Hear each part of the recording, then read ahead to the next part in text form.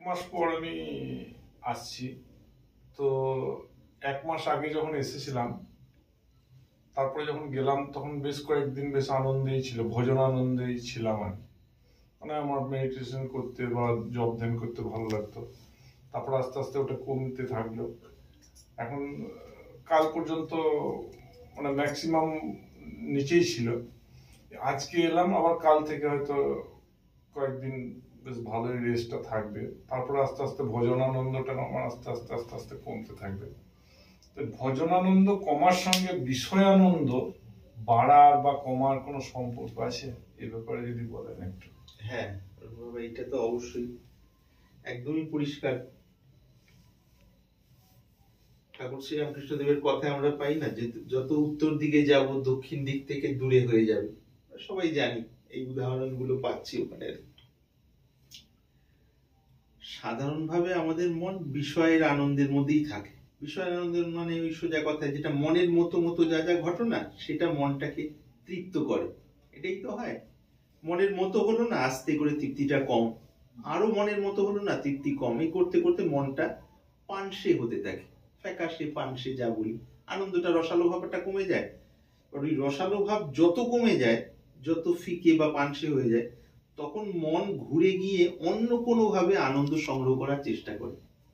উল্টো পাল্টা দিকে, নেশার দিকে হোক বা যে কোনো দিকে হোক। এইটা সাধারণ পদ্ধতি আর কি। উল্টো দিকে ভজনানন্দ অর্থাৎ ধরে নিলাম নাম স্মরণ বা নাম জপ। নাম জপ করতে করতে করতে করতে করতে করতে সাধারণভাবে যে নাম জপ করার যে একটা আনন্দ বা ভালো লাগা, এটা প্রথম দিকে যেগুলো আসে সেগুলো খুব অস্থায়ী হয়, খুব বেশি স্থায়ী হয় না, বা এতটাও জোরালো হয় না যে বিষয়ের আনন্দের তুলনায় অনেক বেশি প্রবল, একদম ওগুলোকে ছেয়ে ফেলে ওগুলোকে সরিয়েই দেবে, অতটাও হয় না আর কি। কম বেশি, ওই দাঁড়িপাল্লার মতো আর কি। কখনো এটা একটু বেশি হলো, কখনো এটা কম, কখনো বিষয়ের ব্যাপারটাই দেখা যাচ্ছে বেশি সময় থাকছে। একটু ভেতর দিকের অন্তর্মুখী আনন্দ কখনো সখনো হালকা আসছে, আবার এটা আর কি। মানে 2:8 অনুপাত আর কি, বা 3:7 এরকম অনুপাত, কম বেশি হতে পারে একটা কথার কথা। 2 বা 3 এটা হলো ভজনানন্দ, আর দিকে 7 বা 8 এটা হলো সময় সময় করে। যখন সৎসঙ্গ বা সেই ধরনের সঙ্গ, যা আমি যে জায়গাটায় দাঁড়িয়ে আছি, মন রূপী আমি যে জায়গাটা দাঁড়িয়ে, মনের তো একটা স্থিতি, মানুষের স্থিতির বিষয়টা ওই মনের অবস্থা অনুযায়ী ধরা হয়, আত্মার অবস্থা অনুযায়ী নয়। আত্মা তো সর্বদা নির্লিপ্ত, মুক্ত। মনটা কার কত উপরে উঠছে নামছে সেই হিসেবে তার স্থিতিটা নিরূপণ করা হয়। সেইটি যত যত সাধন ভজন সৎসঙ্গের দ্বারা ধীরে ধীরে ধীরে ধীরে ধীরে ধীরে আরো তৈরি হয়, বিষয়ের ভাবনা থেকে মুক্ত হয়, তত তত সাধন ভজনের রসটা আসতে থাকে। এবার পর্যাপ্ত পরিমাণ যদি মুক্ত হয়ে যায় সেই মনটি, তখন সাধন ভজনের একটা ভালো লাগার ভাবটাই তখন প্রবল হয়ে যায়। আর আমরা সাধারণত যে ভজনানন্দের ছোঁয়া পাই, সাধারণত, ব্যতিক্রমী যারা আছেন তারা তো আছেন, সাধারণত যেটা পাই সেটা অস্থায়ী থাকে আর কি। কেন, ওটার পাল্লা এত ভারী হয়নি যে সারা জীবনের জন্য বিষয়ানন্দ থেকে আমাকে মুক্ত করে দেবে আর কি। শুধু বিষয়গুলো ব্যবহার হচ্ছে হয়তো শরীরের হিসেবে প্রয়োজন, কিন্তু তাতে মনের লিপ্ততা নেই। মনের লিপ্ততা নেই কোনো তাত্ত্বিক বিচার বিশ্লেষণের দ্বারা নয়, আনন্দের কারণে। এত বেশি ভেতরে আনন্দে ভরপুর ঘট রয়ে আছে, সেখানে এগুলোর দিকে আর টানার বিষয়টাই নেই আর কি। এবার আমরা সাধারণত সৎসঙ্গ বা সাধু সঙ্গ ইত্যাদির প্রভাবে যখন ভজনের প্রতি উৎসাহটা আসে, জাগে, তখন একটা সাধন ভজন আরো বেশি করতে চাই। হয়তো তার রেস্টটা 2, 5, 7 দিন 10 দিন চলে, করতে করতে ভালো লাগতে লাগতে কোন একটা সময় আস্তে করে ওই পানসে ভাবটার উদয় হয়। কোনো না কোনো কারণে মনে একটুখানি যেন ওই মূল লক্ষ্য থেকে সরে গেছে অন্যদিকে, হালকা পানসে ভাবটা, ওটা আস্তে আস্তে বাড়ছে অবচেতন। মানে এদিকে যেগুলো করছিলাম নিয়ম কানুন জপ ধ্যান, ওটা ধীরে ধীরে যান্ত্রিক ভাবটাই বাড়ছে। আগে প্রাণবন্ততা সেই সেই অনুপাতে কমছে, হতে হতে হতে হতে এক সময় এত যান্ত্রিক হয়ে গেল আর ভালো লাগে না। ঠিক আছে, অন্য কোনো রাস্তা দিয়ে দেখি আধ্যাত্মিক বিষয়টাকে আমি মানে শূন্যস্থান পূরণ করতে পারি কিনা, বা লক্ষ্যের দিকে এগোতে পারি কিনা, বিকল্পের পথে এটা ওটা অন্যান্য সাহায্য নিতে থাকে মন। এইটা নর্মাল হিসেবে। এবার যে সাধকরা ভজনানন্দে ডুবেছেন তারা কি করেন, এই যে মনের কখনো ওঠা পড়া আনন্দ পাওয়া বা পানসে হয়ে যাওয়া, এই সময়টাও ছাড়েন না আর কি, ভালো না লাগলেও লেগে থাকেন। এই জায়গাটাই সাধক বা সাধিকার ধৈর্য। ওই ভালো না লাগলেও যে বছরের পর বছর লেগে থাকতে থাকতে তার মধ্যে জোয়ার ভাটা চলছে, হালকা ভালো লাগা, অনেকটা না ভালো লাগার অবস্থা আর কি, ভেতরে ফিকে অবস্থা, এই দুটোকেই অগ্রাহ্য করে উনি ওই সাধনটা নিয়ে লেগে আছেন। এতে মৌলিক কি কাজ হয়ে যায়, দীর্ঘ দিনের প্রয়াসে রজতম গুণ ক্ষয়ে যায়, হয়ে গেলে মনটা শুদ্ধ হয়ে যায়, শুদ্ধ হতে থাকলেই বিষয়ের প্রভাব কেটে যায়, তখন ধীরে ধীরে ভজনানন্দের ওই ডিউরেশনটা বাড়তে থাকে, বাড়তে চূড়ান্ত ভাবে একবার পুরো ছেয়ে ফেলে। ওই যে 1 ঘন্টার যে হিসেবটা করা হয়েছিল না, কোন সময় থেকে আমরা হিসেবটা করবো, এবং পুরো সার্কেলটা পুরো হয়, তখন ওই ভজনানন্দের ভাবটাই ভেতরে চলে আসে। বছরের পর বছর নাম স্মরণ করলে এটা, আবার তাতে মনটা থাকতে থাকতে পুরো বিষয় সংস্কার বলে যায়, তখন ব্রহ্মানন্দ প্রকট হতে পারে।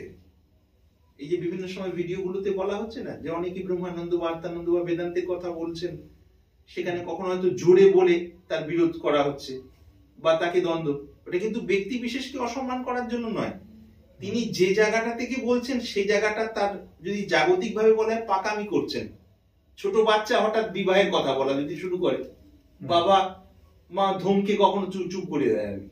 7 বছর 8 বছরের 9 বছরের বাচ্চা যদি খুব পাকা কথা বলতে, এই কি বলছিস, চুপ কর, পড়তে বস, হয়তো কখনো এরকম করেন বা কখনো নরম ভাবে, সেটা পরিস্থিতি তারা বোঝেন মা বাবা।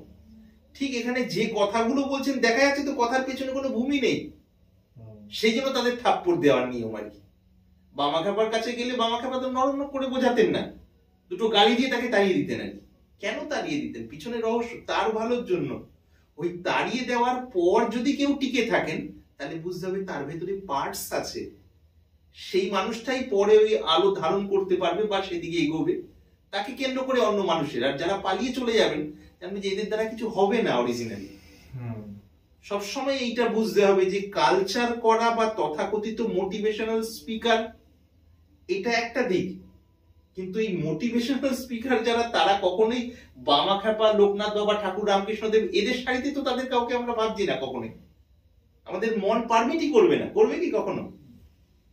যারা মোটিভেশনাল স্পিকার নিজের জায়গায় খুবই ভালো, সে বিষয়ে কোনো সন্দেহ নেই, কিন্তু যদি আমরা হঠাৎ করে এনাদের আস্তে আস্তে মানসিকভাবে সাইড করে দিয়ে, যেদের নামগুলো নিলাম 3 জনের বা এই স্তরের যারা মহাপুরুষ আছে, এনাদেরই মূল ধরে নিই, তাই তো গন্ডগোল হলো। কেন জানি মোটিভেশনাল স্পিকারদের তাদের সাথে ব্যক্তিগতভাবে মিশে, তারা সামনে যে কথা বলেন দিনের শেষে একান্তে তারা অনেকেই দুঃখী এবং বিভিন্ন ডিপ্রেশনে পড়ে অনেকে আত্মহত্যা করতে যাচ্ছেন। কারণ পুরো ব্যাপারটাই তো বুদ্ধির খেলা, বুদ্ধির খেলাটার শক্তি পড়ে আছে মূলাধারের ওখানে, মূলাধার স্বাধিষ্ঠানে খেলা করছে। তিনি কোন বিশ্লেষণ করে মনকে সমতায় দাঁড় করাবেন, তার কারণ ওই মূলাধারার স্বাধিষ্ঠানের ভূমিটাই তো বিষম, সেই জায়গা থেকে হাজার বিশ্লেষণ করলেও ভেতরে বিষমতার বীজ থেকেই যাবে। সে নত বিশ্লেষণ শক্তিটাকে তুলে উপরে দিলে মন এমনিতেই সম হয়ে গেল। এই তো এনাদের ট্র্যাক, যাদের নাম করা হচ্ছে আর কি। এবার বর্তমানে খাটনির দিকে মন না গিয়ে ওই শর্টকাটে কিছু একটা তাড়াতাড়ি দামাচাপা দেওয়ার চেষ্টা।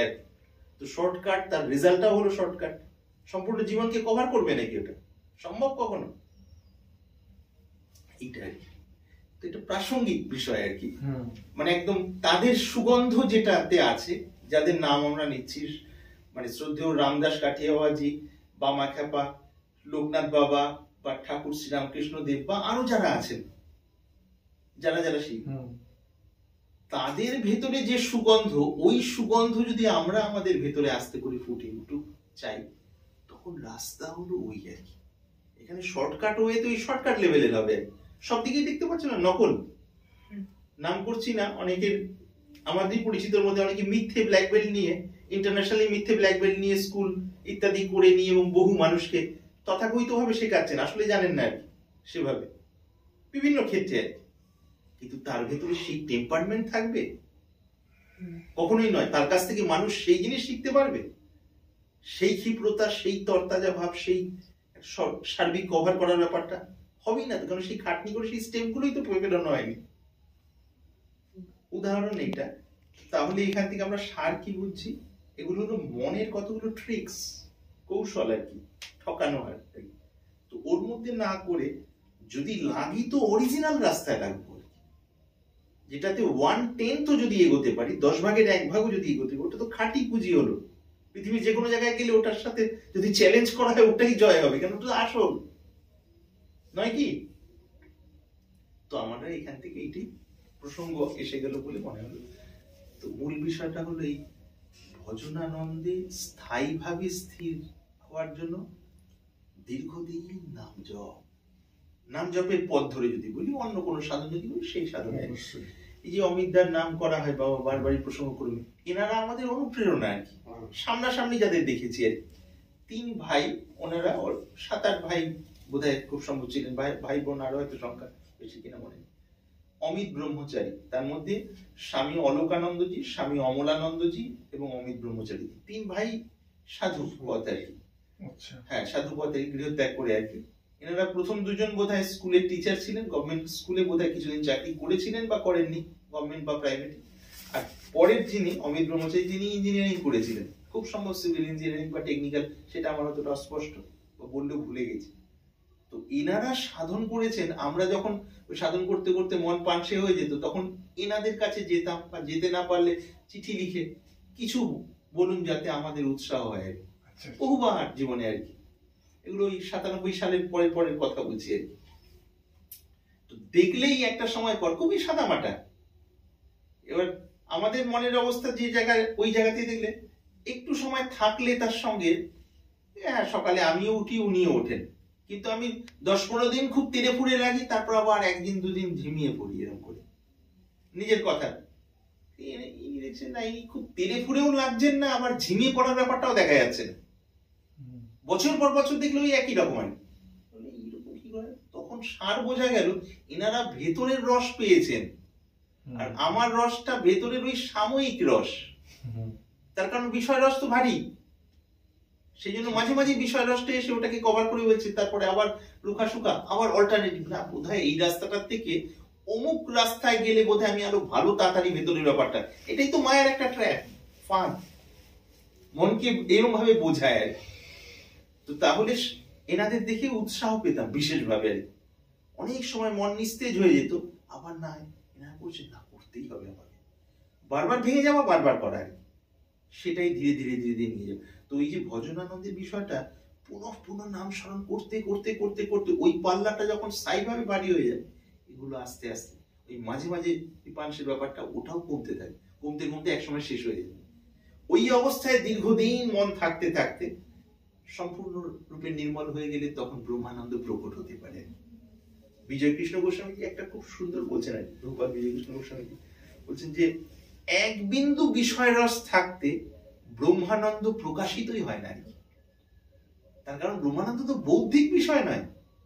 এই যে গুগল মিটে তর্ক বলছিল, তো যে বইটা পড়েছেন তার মানে কথাবার্তার মধ্যে, অর্থাৎ কথাবার্তার মধ্যে 1000 ভুল, যদি পণ্ডিতের হিসেবে আমি মাপতে যাই, সেটা মাপি না সাধারণত, 1000 ভুল। কথা যে বলছেন বাংলা বাক্য গঠনই গন্ডগোলে। তিনি নাকি বেদান্ত পড়েছেন 15 বছর।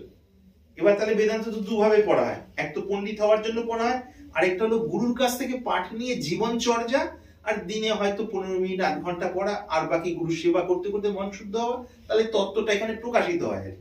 সেভাবে পড়েননি, পড়েছেন পাণ্ডিত্যের রাস্তা দিয়ে। আবার পাণ্ডিত্যের ব্যাপারটা নেইও তার মধ্যে, জাগতিক বিদ্যাও নেই, আবার গুরুকুলের বিদ্যাও নেই। তাহলে কোন হিসেবে তার কথাকে আমরা প্রামাণিক ধরব? ওইটা একটা আমাদের মানে একটা বিরাট উদাহরণ হিসাবে ওটা এসেছিল। মানে আমরা এমনি কথার কথা একটা উদাহরণ তো পেয়েছিলাম, যে এই ঘটনা ঘটে 15 বছর 20 বছর পরেও জ্ঞান মার্গে গিয়েও মানুষের এই ট্র্যাপে ফেসে যায় আর কি। হ্যাঁ, এখানে দেখুন বাবা, সত্যি কথা বলতে জ্ঞান মার্গে তো তার যাওয়া হয়নি। তিনি ভাবছেন তিনি জ্ঞান মার্গে চলেছেন। জ্ঞান মার্গে যেতে গেলে তো জ্ঞান পথ অনুযায়ী তাকে গুরুকরণ করতে হবে। তিনি ভেবেছেন বইপত্র পড়ছে। এবার বইপত্র সেই বুদ্ধির ধার তো নেই অরিজিনাল। যদি অপ্রিয় সত্য কথা বুকে হাত দিয়ে বলি, সে বুদ্ধির ধার তো নেই। বুদ্ধির ধার হতে হলে কি ওই একটা বৃত্তি, তোমার কথা ভাবছি ঝট করে ভাবছি, এই দুটোর মাঝখানের গ্যাপকে যে চিনতে পারে, তার এলিজিবিলিটি আছে ওই বেদান্ত পথে পড়ে পড়ে পড়ে পড়ে আত্মতত্ত্বের দিকে যাওয়ার। আরেকটা রাস্তা আছে সমাধি অবস্থায় না গিয়ে পরমাত্ম স্থিতিতে যাওয়ার, কিন্তু এত রেয়ার যে ওই দুটো চিন্তার মাঝখানে গ্যাপ যে ধরতে পারে আর কি। এবার সেটার জন্য সেইরকম সংযম বছর পর বছর হিসেব। জাগরণ অবস্থা থেকে ঘুমে ঢুকে যাওয়ার মাঝখানে একটা গ্যাপ আছে, যেখানে ঘুমে আমি হারিয়ে যাইনি অথচ স্থূল জাগরণটা নেই, ওইটাকে যে পয়েন্ট আউট করতে পারে। ঘুম ভেঙে গেছে অথচ পুরো জাগরণে আসেনি, ওই সন্ধিটাকে যে ধরতে পারে। আর এরা তো বইপত্র পড়ে কতগুলো তত্ত্ব, এবং যারা বইপত্র লিখেছেন তারাও তো কোনো অথেন্টিক হিসাব নয়। ইনি তো উপনিষদের টিকা ফলো করেননি, উপনিষদের ব্যাখ্যা কোথা থেকে পড়েছেন সেগুলো হয়তো নিজের মতো করে বুঝে নিয়েছেন। এবার আমি যেটা বুঝেছি সেটা তো একজন ব্রহ্মবিদকে জিজ্ঞেস করতে হবে। এটা তো ইউনিভার্সিটির বিষয় নয়, সব থেকে বড় কথা সাধনার বিষয়। আমি ম্যাপ দেখে নিলাম এখান থেকে আপনার বাড়িতে যাওয়ার, ম্যাপ আমি 1 লক্ষ বার স্টাডি করার পর তো আপনার বাড়িতে যাওয়ার যে মানুষটার 10 বার অভিজ্ঞতা আছে সেটা সমতুল্য তো নয় কখনোই। তো এই পড়াগুলো তো এই লেভেলের।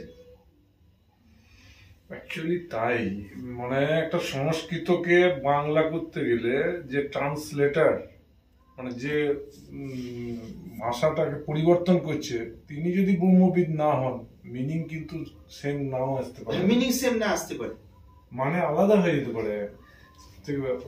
হ্যাঁ, আমরা একটা প্রসঙ্গ ক্রমে আসছে, এগুলো খুবই প্রাসঙ্গিক ঘটনা আর কি।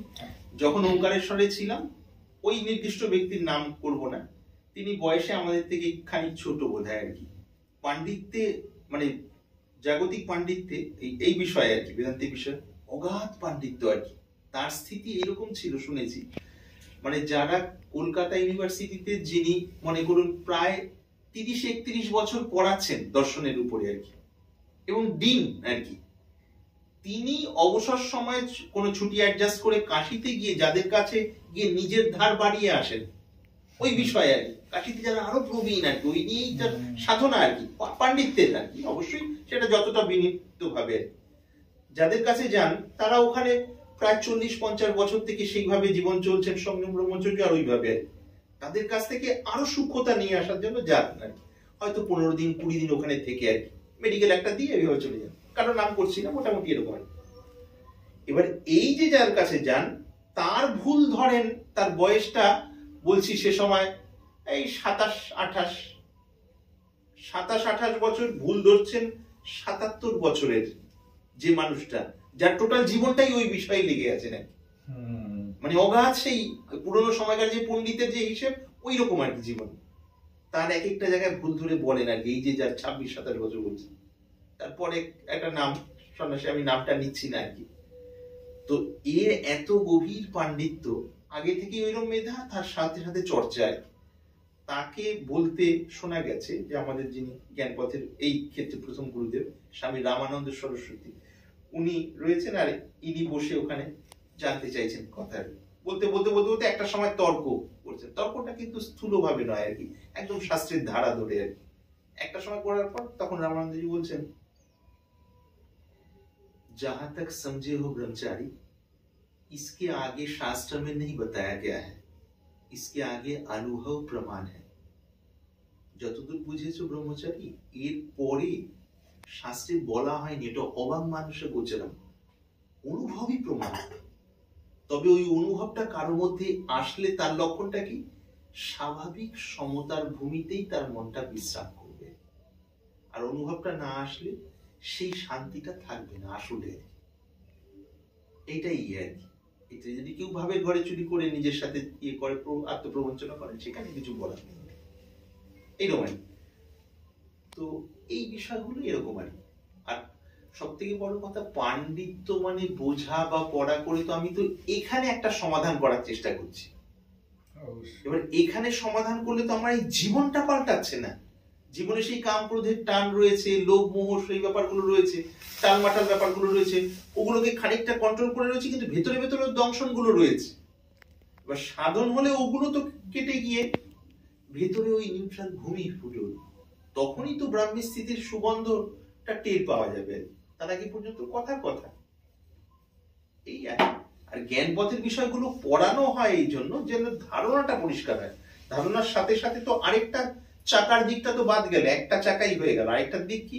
সাধনা করতে করতে করতে করতে, সেবা করতে করতে করতে করতে তম রজগুণ ক্ষয়ে গেলে সত্য প্রধান, সত্য যখন আরো সূক্ষ্ম হয়ে গেল, সেইখানে বোধ হয় নিষ্ঠাটা আসে বুদ্ধিতে আর কি, ওই নিউট্রাল ভূমিতে, অর্থাৎ নিরপেক্ষ সমতার স্থিতিতে আর কি।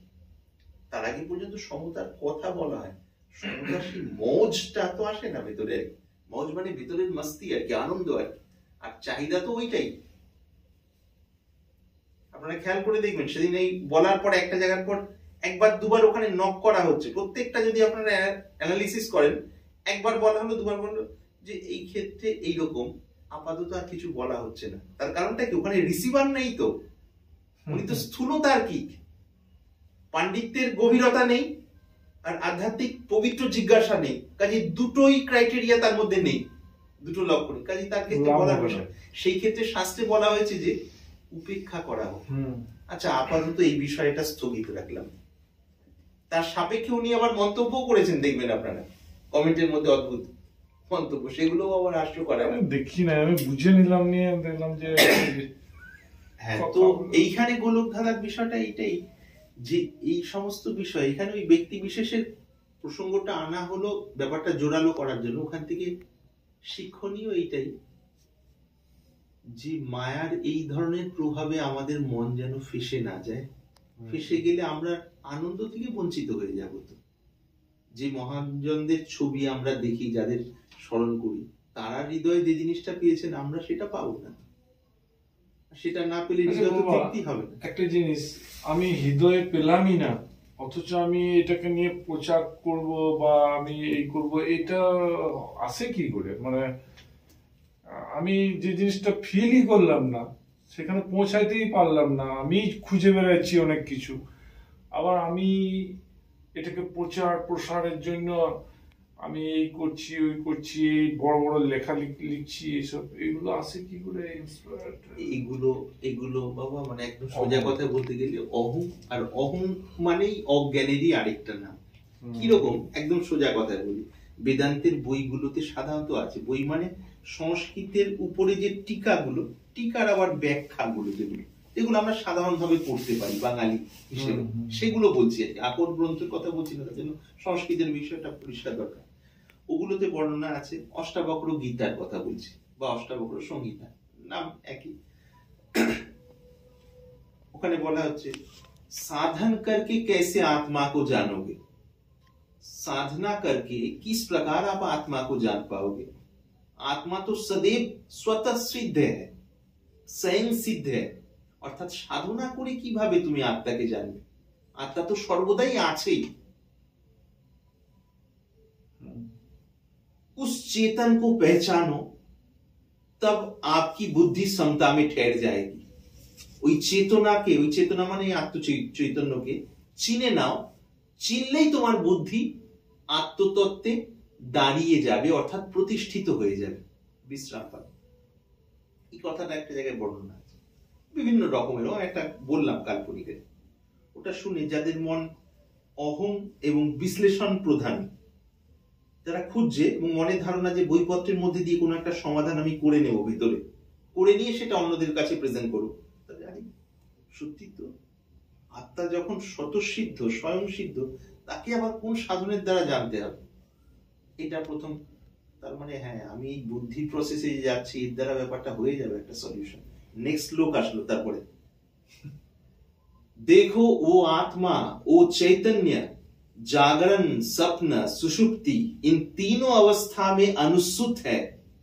জাগরণ, স্বপ্ন, সুষুপ্তি, তিনটে অবস্থার মধ্যে মিলেমিশে একাকার হয়ে আছে সেই চৈতন্য, কিন্তু তিনটে অবস্থা থেকে পৃথক।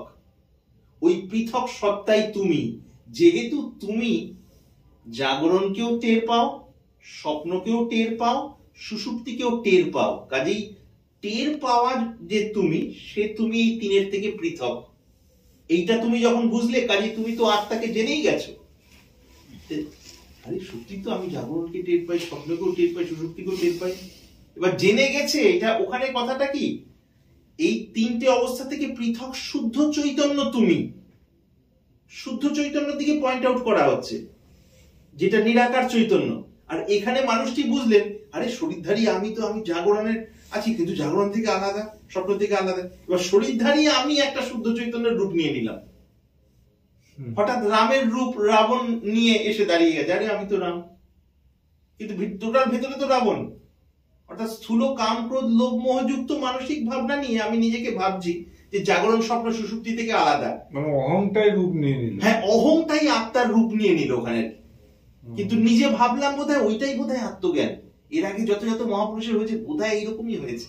এই বোধহয়টাই বড় গন্ডগোলে, তার কারণ তিনি তো গুরুর কাছে মাথা নত করেননি। গুরু মানে অরিজিনাল জায়গায় নিজেই ভাবছেন, আবার নিজেই নিজেকে স্ট্যাম্প দিচ্ছেন, বোধহয় এটাই আত্মজ্ঞান। এইবার এই করে করে করে করে কারো, আর আমি খুব একটু মজা করে বলছি কি ওটা সুখ হবে, হ্যাঁ এই তো বুঝে গেলাম আত্মাকে, ঠিক আছে আত্মাকে বুঝে, হ্যাঁ শোনো আত্মাকে জানতে গেলে আর কিছু দরকার নেই। এইবার প্রচার, কিন্তু ভেতরে ভেতরে রাগ দেশ কামনা বাসনা লোভ লালসা এবং সঙ্গী থাকলে তার সাথে একটা কম্পিটিশন, এগুলো সবই চলছে। কিন্তু বিশুদ্ধ আত্মার দাঁড়ালে তো এগুলো থাকবে না। সেই জন্য আপনি বলেন যে চেষ্টা করে ওই মেডিটেশন বা ধ্যান বা জপের সময় চেষ্টা করে কিছু করা মানে কর্তা, হ্যাঁ কর্তা ভাবটাকে পুষ্ট করা হচ্ছে, অহংটাই করবে, হ্যাঁ, আর ও করে কোনো লাভ নেই। ও করার চূড়ান্ত অবস্থায় ও তো নিজেই থেকে গেল, ওর পুষ্টতাটা তো থেকেই গেল, ও আরো প্রবল হলো আর কি। সেই জন্য ওটা যেমন আছে সেটা নিয়ে চিন্তিত হওয়ার কারণ ছেড়ে দিলাম। কোনো একটা জায়গায় যেখানে সামান্য বিশ্বাস আছে সেখান থেকে নির্দেশটা পেবার করতে করতে করতে করতে যেই তম রজগুণ কমে যাচ্ছে, অহংয়ের যে প্রবল ইয়েটা ঢিলে হয়ে যাচ্ছে আস্তে আস্তে। আমরা যখন একটা কথার কথা বলি, সকালবেলা উঠে যখন পেট পরিষ্কার হয়ে পায়খানা ইত্যাদি হলো, অন্য কোনো টেনশন নেই বাইরের স্থূল আর কি, শরীরও ঠিকঠাক আছে, তখন যে একটা শরীরের শীতলতা শান্তি অনুভব করি, সব যদি ঠিকঠাক থাকে, এই যে অবস্থাটা যে মানুষটা অনুভব করছেন, আরেকজন মানুষ সেই অবস্থাটার মধ্যে দিয়ে যাননি, তিনি বুদ্ধিতে ভেবে ভেবে বুঝে বুঝে এই অবস্থাটা ফিল করতে পারবেন কখনো স্নায়ুতন্ত্রের মাধ্যমে? ঠিক সেইরকম ব্যাপারটা হয় বইপত্র পড়ে ব্রহ্মজ্ঞানের ব্যাপারটা আর কি। সেই কারণেই তো পরে একটা সময় আসলটা বেরিয়ে আসে, এইটা আর কি। না হলে দেখবেন না, মানে বেদান্তের কথা বলতে গিয়ে ওই তার বেসটাই তো বেদান্তের, ওখানে তো একদম তুলে দেওয়া আছে। বেদান্ত পড়ার জন্য, মানে পড়া মানে ওই সাধন পথে চলার জন্য ষট সম্পত্তি, ষট মানে ছটা, সম দম উপরতি তিতিক্ষা শ্রদ্ধা সমাধান। সম মানে অন্তর ইন্দ্রিয়ের নিরোধ, দম মানে বহির ইন্দ্রিয়ের নিরোধ, অর্থাৎ নিয়ন্ত্রণ করার যে চেষ্টাটা আন্তরিকভাবে, সম দম উপরতি, উপরতি মানে বাইরের সব কিছু থেকে মনকে ধীরে ধীরে ধীরে গুটিয়ে এনে ওই দিকে রাখা আর কি, স্থিরতার দিকে আর কি। উপরতি, উপরাম হো জানা যে বলতে উপরতি, উপরতি। তিতিক্ষা, তিতিক্ষা মানে এই পথে চলতে গিয়ে যত রকম প্রতিকূল ভাব কষ্ট দুঃখ সহ্য করতে হয় সেটাকে ধীর স্থির ভাবে সহন করা, কারণ সেটা নিয়ে খুব বেশি বিচলিত হলে ওই দিকেই তো মনটা চলে যাবে, এইদিকে ডুববে না, সেটাকে সহন করা তিতিক্ষা। তারপরে শ্রদ্ধা, শ্রদ্ধার ব্যাখ্যা কি করা হয়েছে সংজ্ঞা, গুরু এবং বেদান্ত বাক্যে বিশ্বাস, একদম সংজ্ঞাটাই এটা, শাস্ত্রীয় ওটা বলছে গুরু এবং বেদান্ত বাক্যে বিশ্বাস। এখানে বেদান্ত বাক্যটাকে আমরা শাস্ত্র বাক্য নিয়ে নিতে পারি, শারীরিক শাস্ত্র বাক্য। শ্রদ্ধার সংজ্ঞা এটা। আর শেষ হলো সমাধান, সমাধান মানে সমাধি। সমাধান শব্দটাই সমাধি শব্দের পর্যায়বাচী, পর্যায়বাচী মানে সমার্থক। বাংলায় আমরা একে সমার্থক শব্দ বলি, হিন্দিতে পর্যায়বাচী মানে সিনোনিম ওয়ার্ড আর কি, এটা শব্দ পর্যায়বাচী হিন্দিতে। তো যাই হোক, এখানে মূল ওই যে সম দম উপরতি তিতিক্ষা শ্রদ্ধা সমাধান।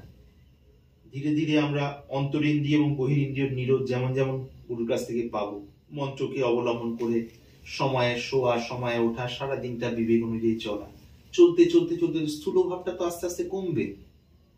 যখনই সম দম দুটো ঠিক ঠিক হবে, সমদম উপরতি, আস্তে আস্তে স্থূল ভাব কমে গেলেই বিষয়ের যে লোলুপতা সেটা আস্তে আস্তে গুটিয়ে আসবে।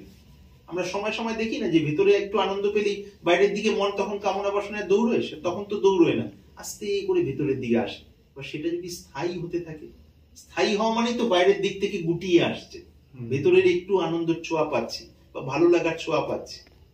উপরতি তিতিক্ষা, এটার সাথে বাইরের কোনো মান অপমান শারীরিক কষ্ট যতটা পারি সহ্য করে ব্যালেন্স, সেটাতে কখনো হচ্ছে না, আবার চেষ্টা করছে, এই করতে করতে আস্তে আস্তে বাড়ে উপরতি। না, উপরতি হলো তিতিক্ষা, তারপর শ্রদ্ধা। আরে মন যখন এত শুরু করে, গুরুদেব যেমন যেমন বলেছিলেন 6 বছর আগে এমন বুঝছিলাম, বা 5 বছর আগে এমন বুঝছিলাম, এখন বুঝতে পারছি কারণটা কি। আরে আগে যে তত্ত্বটা আমি বুদ্ধি দিয়ে ভেবে বুঝে ভাবছিলাম বোধহয় বুঝে নিচ্ছি, কিন্তু ভেতরে রাগ দেশ অনেক সময় নাড়িয়ে দিত। এখন মন শুদ্ধ হয়ে যাওয়ার ফলে দেখতে পাচ্ছি ও আগের বোঝার এখনের বোঝার মধ্যে তো আলাদা ব্যাপার, দুটো ডাইমেনশনই আলাদা। আগে এখানে সলিউশন করার চেষ্টা করছিলাম, এটা যেমন জাগতিক ছিল তেমনই ছিল, আর মাঝে মাঝে জোর করে চাপা দেওয়ার চেষ্টা। এখন এটাও পরিবর্তন হয়ে গেছে, আর এটা পরিবর্তন হলেই তো জীবনটা পাল্টায়। মেন তো হৃদয় ব্যাপারটা। শ্রদ্ধা, এই ভাবটা ন্যাচারালি আসছে, যেহেতু আগের পথে চলতে চলতে পুরোনো সময় এখানে আসে। তারপরে সমাধান। সমাধান মানে তখন ধীরে ধীরে ধীরে মন একদম শুদ্ধ হয়ে যাবে গুরুমুখে, তখন ব্রহ্মবাক্য শুনতে শুনতে শুনতে মন স্থিত হয়ে যাচ্ছে। যেহেতু এইটা টোটাল তো আপডেট করা হলো, যদি জগতের ভাষায় বলি আর কি, এই প্রসেসটা ক্লিয়ার করা হলো বলে তখন সমাধান, ব্রাহ্মী স্থিতিটা এলো। এই প্রসেসই ক্লিয়ার না, ডাইরেক্ট ব্রাহ্মী স্থিতির কথাই স্থূল স্তরে থেকে চেঁচামেচি করলে তো হবে না। অ্যাকচুয়ালি প্র্যাকটিক্যাল প্রচুর জিনিস আছে যেগুলো যেগুলো বই পড়লে শুধু হবে না। আমি এটাও খুব উপর উপর বলছি আর কি। যখনই একজন মানুষ চলবেন, তার এত খুঁটিনাটি ধরার ব্যাপার আছে, তিনিও তখন বুঝতে পারবেন আরে সত্যি তো এইগুলোই তো বাস্তব। এই আর কি। আজকাল দেখুন দেহতত্ত্ব সাধনের বিষয়টা নিয়েও কত বিভিন্ন জায়গায়, এবার যারা যারা দেহতত্ত্ব সাধনের দাবি করছেন বিশেষভাবে, সেই প্রত্যেকটা মানুষকে যদি ওখান থেকে বিশেষভাবে দাবি করছেন, 2-4জনকে তুলে এনে একটা প্রপার জায়গায় যদি দেখা যায়, দেখবেন যে মুখে বলা, দাবি করা এবং কার্যক্ষেত্রে যদি দেখা যাবে সেরকম ভাবে পাওয়া যাচ্ছে না। তার কারণটা কি, বলতে ভালো লাগে, এবার ওখানে যেতে গেলে তুই আগুনের মধ্যে দিয়ে নিজেকে ইয়ে করা আর কি। হ্যাঁ, এবার তার কোন লেভেলে গেছেন সেটাও আবার একটা ব্যাপার। আচ্ছা মামা, একটা জিনিস,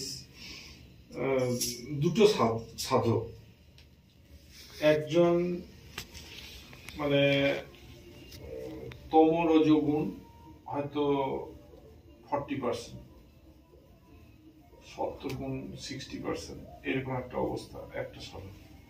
আর একটা তম রজগুণ 80% আর সত্ত্বগুণ 20%।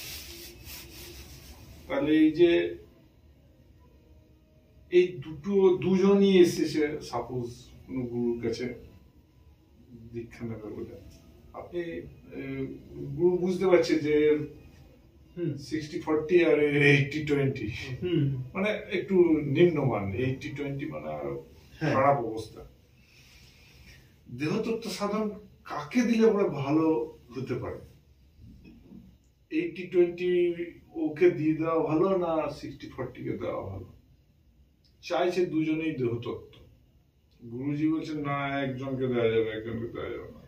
হ্যাঁ, ওই যার মধ্যে সত্ত্বগুণের প্রাধান্য বেশি, তুলনামূলকভাবে তার পক্ষেই। তাহলে দেহতত্ত্ব সাধন কেউ চাইলে দেওয়াটা তো উচিত নয় না। আমি যদি বলি আমি দেহতত্ত্ব সাধন করবো, আমার স্ত্রীকে আমি নিয়ে চলে এলাম, নিয়ে ডেট নিয়ে নিলাম, সে হাতে পায়ে ধরে এই করে ওই করে নিয়ে দিয়ে তো লাভ হবে না তার, না? তবে হ্যাঁ, এটা এখানে আরেকটা বিষয়, অনেকগুলো প্রাসঙ্গিক বিষয় আছে। যারা দেহ মিলনের মধ্যে আছেন, সেই জায়গা থেকে যদি দেহতত্ত্ব সাধনের দিকে চেষ্টা করেন সিনসিয়ারলি, তাহলে ওই দেহ মিলন, জাগতিক স্থূল দেহ মিলনের ফলে যে শরীর থেকে বারবার এনার্জি লস হচ্ছে, সেইটার উপরে খানিকটা নিয়ন্ত্রণ হবে আগের থেকে ভালো আর কি, যদি খানিকটা সিনসিয়ারিটি থাকে। অবশ্যই এটা একটা, আমি পরে অনেক চিন্তা ভাবনা করে দেখলাম যে করে এত করছে কেন। পরবর্তী ক্ষেত্রে একটা জিনিস যে ব্রহ্মচর্য পালন, এটা কিন্তু গৃহস্থদের ক্ষেত্রে খুব সমস্যা।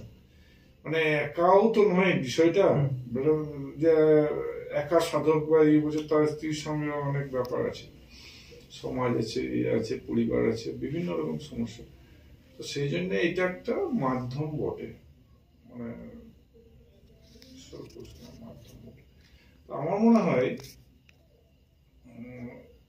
প্রথমে দেহতত্ত্বতে না গিয়ে কিছুটা ইমপ্রুভ করার পরে সে যখন ফিল করতে পারবে যে ব্রহ্মচর্যই আমাকে উঠতে দিচ্ছে না বা তখন হয়তো দিলে পরে বরং মনে হয় ভালো হয়, আমার ধারণা আর কি।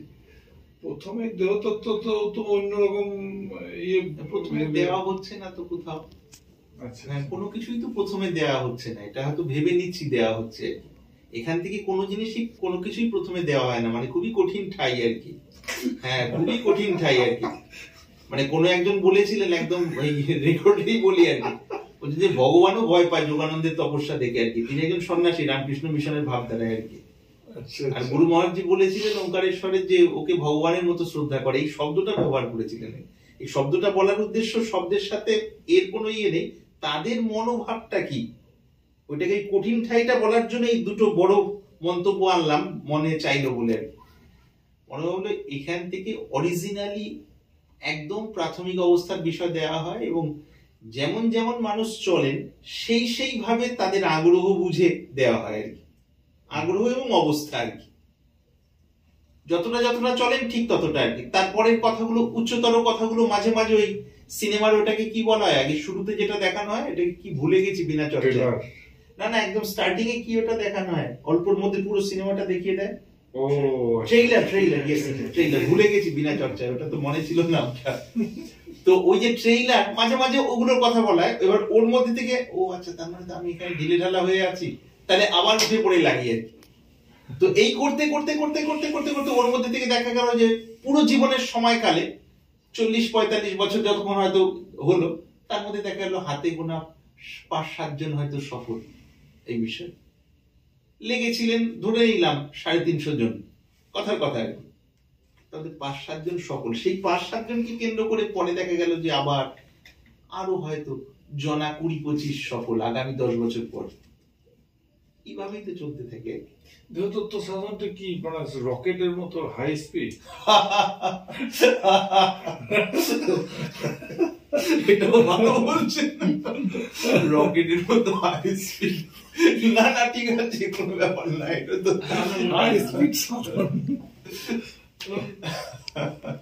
হ্যাঁ, এখানে ব্যাপারটা কিরকম, হাই স্পিড মানে কিরকম, একদম সোজা কথায় দেখুন, আপনি নিজে চিকিৎসক একজন, স্নায়ুতন্ত্রের হিসেবে আপনি অভিজ্ঞ মানুষ। স্নায়ুতন্ত্রের মধ্যে আমরা ভূতাকাশ বেদান্তে বলা হয় শরীরকে, বা এই পঞ্চভূত নির্মিত যা কিছু সেটাকে ভূতাকাশ, 3টে আকাশ, ভূতাকাশ, চিত্তাকাশ, চিদাকাশ। তো তার মধ্যে এই শরীরের মধ্যে সাধারণভাবে কাম শক্তি এবং কাম শক্তির যে উৎস রূপে যে ফ্লুইডকে আমরা ধরছি, তার যে তরঙ্গ আমরা সাধারণভাবে কিশোর অবস্থায়, যুবাবস্থায় বিশেষভাবে ফিল করি, বয়সের সাথে সাথে সেটা ধীরে ধীরে গৌণ হয়ে যায়, শরীরের নর্মাল যেটা নিয়ম। এবার সেই শক্তিটাকে যদি আমরা সময়কালে নিচের দিকে যে তীব্রতায় স্খলিত হয় সেটাকে ধীরে ধীরে সংযত করে নদীতে বাদ দেওয়ার মতো আর কি, আস্তে আস্তে বাদ দিয়ে অন্যদিকে এটা চ্যানেলাইজ করা আর কি, এটা কি করে সেইভাবে করতে পারি, তখন সেই শক্তির যে নিচের দিকে যাওয়ার ওই শক্তিটা ধীরে ধীরে ধীরে ধীরে ঊর্ধ্বগতি হতে থাকে। এবার এতে কি হয়, যে শরীরকে আমরা কেবল স্থূল জাগতিক ভাবে ব্যবহার করছি, খাওয়া দাওয়া, থাকা, বংশবৃদ্ধি ইত্যাদি, বা সেই বংশবৃদ্ধির ওই বিষয়টা যতটুকু, আর বাকি সময় ধীরে ধীরে তখন স্নায়ুতন্ত্রের মধ্যে ওই শক্তির যে সংবেদনশীলতাটা নিচের দিক থেকে চক্রগুলোকে উপর দিকে খুলতে থাকে আর কি। এতে দুজনের সহযোগিতা বিশেষ করে, এবং মাতৃ শরীরধারী যিনি তার বিশেষ করে, তার কারণটা কি, মাতৃ শরীরধারীর মধ্যে একটা বিশেষ ক্ষমতা থাকে একটা সামলানোর। পুরুষ শরীরের শক্তি সাধারণত বাইরের দিকে বিচ্ছুরিত হওয়ার জন্যই একটা থাকে, নর্মালি মাতৃ শরীর দিকে সেরম থাকলেও তথাপি একটা ধারণেরও সামর্থ্য থাকে আর কি, ভেতরের কথা আরো আছে এরকম। এবার এই মাতৃ শরীরধারী অর্থাৎ সাধিকা যিনি হবেন, তার মধ্যে ধৈর্য বিষয়গুলো, পরিপক্কতা বিষয়গুলো, শুদ্ধতার বিষয়গুলো যত যত সুন্দর হবে, এদিকে সাধককে তত বেশি ওই গার্ড করে রাখা বা আগলে রাখা বলা হয় না ওই সাধনের ক্ষেত্রে, অর্থাৎ স্খলনের টেন্ডেন্সি থেকে ধীরে ধীরে ধীরে ধীরে ঘুরিয়ে দেওয়া আর কি।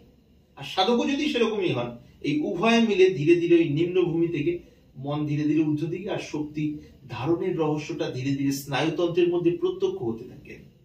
এটা যে হঠাৎ করে ম্যাজিকের মতো যে হয়ে গেল তা না, দিনে দিনে ধীরে ধীরে করতে করতে।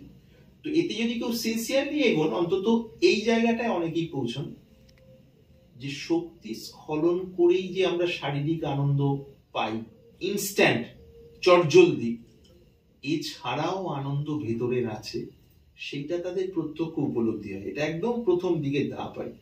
তো বেশিরভাগ দেহতত্ত্ব সাধনের যারা একটু সফল তারা এই জায়গা পর্যন্ত।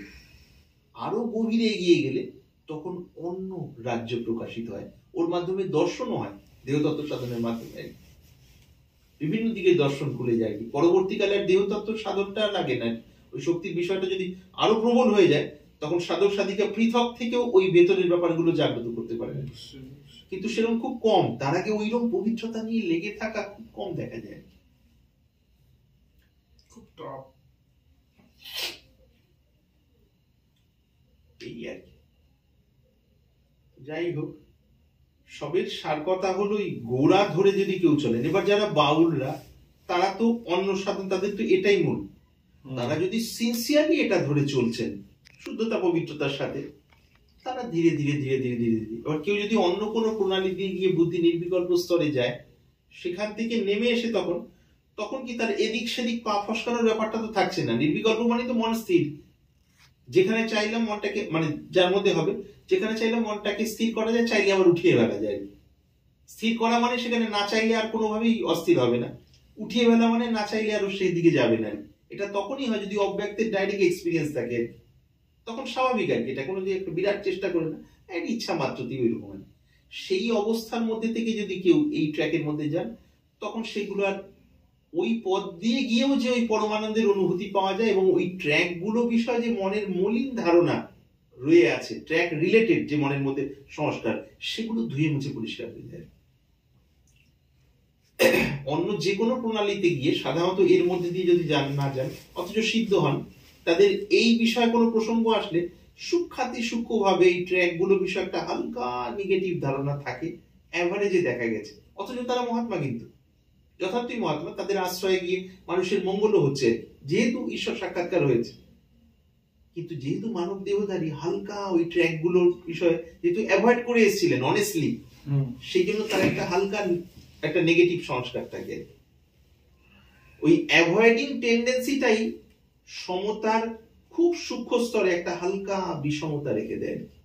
অনেক বলে যে ঠিক আছে, শরীর যতদিন আছে এটা কোনো গুরুত্বের বিষয় নেই, ভেতরে আনন্দে মগ্ন থাকে না। কেউ কেউ ওটাকেও পরিবর্তন করে ফেলেন, তখন ওই স্নায়ুতন্ত্রের ওই নেগেটিভ সেন্সটাও আস্তে করে পরিবর্তিত হয়ে যায়। আচ্ছা, এই সূক্ষ্ম তার যদি সংস্কারটা থেকে সে যদি দেহ তার হয় আর কি, দেহ তিনি রেখে দেন, তো তার কি পরজন্মের তো তার কোনো হয়তো আর থাকবে না। হ্যাঁ, এত সূক্ষ্ম থাকে সেটা খুব বেশি সেরকম ভাবে হয় না, তবে ওর কম বেশি বিভিন্ন রকম অবস্থা হতে পারে, সেই হিসাবে তার আর পরেরও ব্যাপার হতে পারে আর কি। অর্থাৎ দেহ ধারণের বিষয় হতে পারে আর কি। কিন্তু দেহ ধারণের বিষয় যেহেতু ওইদিকে ওই আসল ব্যাপারটা হয়ে গেছে, তখন ওই হওয়ার পরে একটা বয়সের পর থেকে আবার আস্তে আস্তে ওই বোধগুলো জেগে উঠবে। তখন দেখালো ওই ব্যাকলগটা ক্লিয়ার করার জন্য আবার ওই ট্র্যাক দিয়ে গিয়ে ওটা কি করে তখন নিশ্চিন্ত আর কি। এই জন্য আমরা অনেক সময় পাই, নামই করে বলছি, হ্যাঁ ওনার নাম খুব সম্ভব বিশুদ্ধানন্দ পরমহংস, যে বিষয়ে বলা হচ্ছে জ্ঞানগঞ্জের ওই ধারা হিসেবে, জ্ঞানগঞ্জের যে বিষয় বাবাজি মহারাজ শ্যামাচলার এইদিকে, বিশুদ্ধানন্দ পরমহংস যে ওই দিককার। তো তার একবার এখানে বর্ণনা ছিল আর কি, কোন একটা জায়গায় আধ্যাত্মিক অবস্থা ভালো অবস্থা হয়েছে, তো ওখান থেকে ওইখানে শুধু এইটুকুই বর্ণনা ছিল, জ্ঞানগঞ্জ থেকে আবার পাঠিয়ে যে তুমি সংসারে যাও, সংসারে বিবাহ শব্দটা ব্যবহার করেছে, ওখানে এত সূক্ষ্ম খুলে নেই, কোথাও ডিটেলে থাকলে জানি না বলে। সেই অবস্থার মধ্যে দিয়ে যাওয়ার পরই ওনার পরমহংস অবস্থা লাভ হলো আর কি। ওখানে দেহতত্ত্ব সাধন বলেন যে সাধনের ভালো অবস্থায় পৌঁছেছে, এবার ওখানে আদেশ দেওয়া হলো যে আমি তুমি সংসারে থেকে কাজ করো, সংসারে আসা হলো, বিবাহ হলো, তারপরে ওনার পরমহংস অবস্থা লাভ হলো আর কি। তো ওইখানে এটা আমাদের এই দিককার হিসেবে আলোকিত বিষয়, তার মানে ওখানে হয়তো বা এই দিককার বিষয়গুলো হতে পারে, সেখানে অতটা বর্ণনা আমি পাইনি বইয়ের মধ্যে। তো অনেক দিকে সূক্ষ্মাতি সূক্ষ্ম রহস্য থাকে, ওগুলো স্থূল অবস্থায় বললে মানুষ ভেতরে তালই করতে পারবে না, এত স্থূল লেভেলে থাকে, তো ঠিক হিসেব মেলাতে পারবে না, মেলালেও কিছুদিন পর ভুলে যাবে। এটা হলো বৈশিষ্ট্য, কেন সূক্ষ্ম রাজ্যের আন্ডারস্ট্যান্ডিং গুলো থাকে না, যেহেতু মনটা স্থূল স্তরে থাকে, ওই আন্ডারস্ট্যান্ডিং গুলো ভুলে যাওয়া হয় আর কি। থাকলে পরে বললে আবার একটু ভাষা আর কি, অনেক ব্যাপার আছে আর কি, এগুলো বোঝা যায় না। সেই জন্য দেখবেন গত অরুণ বাবা খেয়াল করে দেখেছেন, একটা সময় ওই আত্মজ্ঞান সংশ্লিষ্ট বহু ভিডিও হয়েছিল, গত 1-1.5-2 বছর আগের বিষয়গুলো যদি হিসেব করা যায়, তারপরে এক ধারসে ওগুলোকে সাইড করে দিয়ে এক ধারসে নাম সেবা নির্দেশ পালন এগুলোই ঘুরিয়ে ফিরিয়ে এগুলোই দেখবেন মূলত। তার মূল কারণটা কি? ওগুলো শুনে যে কারো ভেতরে ঈশ্বর উপলব্ধি হয়ে যাবে বা ওদিকে, সেটা হবে না। ওই ভিডিওগুলোতে না অনেক জিনিস আছে, মানে যেগুলো যা ঢালা আছে, যদি নিতে পারে, হজম করতে পারে, অনেক জিনিস আছে ওখানে। এবার হজম করতে গেলে তো সেই প্রণালী ধরে ওই তাপ দিতে হবে, একটা আতশ কাজ নিয়ে তাপ দিচ্ছে। কিছু মানুষ যারা সত্যি কথা বলতে, ওই যে আপনি আত্মজ্ঞানের একটা ভিডিওতে বলেছিলেন যে এটা কোনো ছবি দেখার বিষয় নয়, 3D প্র্যাকটিক্যালি যারা দেখেছে তারা তো ওই ভিডিও আপনি আরেকটা দেখান, কে বলেছে যে 3D এই হয় ওই হয়, কিন্তু বলে নেই, জানে হয়তো অনেকেই বা হয়েছে, ভিডিওগুলো পাওয়া যায় না, মানে দুর্মূল্য ভিডিও ওগুলো যেগুলো আপনি বলেছিলেন। কিন্তু ওই একটা সময় দেখা গেল যে ওইগুলোকে ওদিকে পৌঁছতে গেলে তাকে গোড়া ক্লিয়ার করে যেতে হবে। সেটা তো ঠিক আছে, মানে আমি বলছি যে হয়তো আগের জন্মের তার কোনো স্বীকৃতির কারণে তার যদি আত্মদর্শন হালকা ঝলকও যদি হয়েছে, সে তো কি করে হলো কেন হলো করতে করতে তার দেহ হয়ে যেতে পারে, দেহত্যাগ হয়ে যেতে পারে। তো সে ওই ভিডিও পেয়ে সে বুঝতে পারবে যে হ্যাঁ এটা একটা ঘটনা, সত্যিকারের ঘটনা, এটা কোন মহাত্মা এটা বলেছেন, এটা বিরাট ব্যাপার। আর ওইসব জিনিস যাদের হবে তারা পাগলের মতন খুঁজে বেড়াবে, তাদের ওই স্তরের জন্য ওইটা আর কি, ওইটাই মিসিং লিংক আবিষ্কার হয়ে যাবে। হ্যাঁ, ওটা একটা সত্য ঘটনা, এবং ওইটা আমি তো ওই ভিডিওগুলো সত্যি আমি খুব করি যে না, এবং একচেটিয়া বেশ কয়েকটা ভিডিও এরকম হয়েছে, দেখবেন একচেটিয়া ভিডিও হয়েছে, এবং ওই ধরনের ভিডিও সচরাচর পাওয়া যায় না, দুর্মূল্য ভিডিও ওগুলো। বিনা পয়সায় পেয়ে গেছি ঠিকই আছে, কিন্তু পাওয়া যায় না। যাকে এই পর্যন্ত থাক খুশি।